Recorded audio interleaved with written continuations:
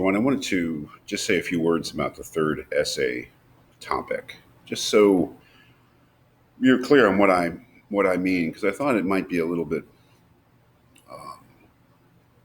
unclear on a first reading what I was getting at.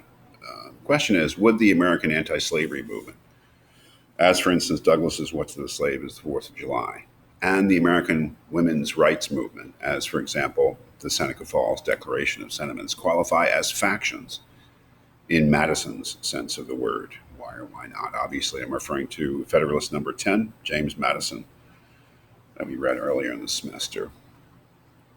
What I'm thinking of here is that Douglas and his speech, "What's to the Slave of the Fourth of July," could stand as a representative of the anti slavery movement, the abolitionist movement, and what he says there. And that the Seneca Falls Declaration could stand as a representative of the women's rights movements. And of course, I'm talking about the abolitionist movement and women's rights movements of the time. That those are representatives who could say stand-ins.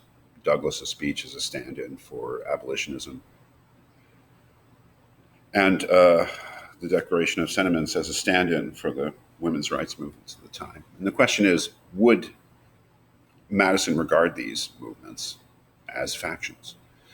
So what this requires you to do, of course, is to clarify for yourself what Madison meant by faction, and then to ask yourself whether he would, under those, or, no, not what he would, now, whether you would regard what those movements were as factions under the Madison definition. So, what it really requires is that, yes, you clarify for yourself what Madison meant by faction, and then you ask yourself whether these movements, as represented by Douglas in the Seneca Falls Declaration, would qualify as factions. That's all you really need to do in the essay. But it does require that the first step is to ask yourself what Madison meant by faction, and then just to ask yourself whether Douglas's speech and the Seneca Falls Declaration were really factional in that sense. It's just an exercise in thinking it through.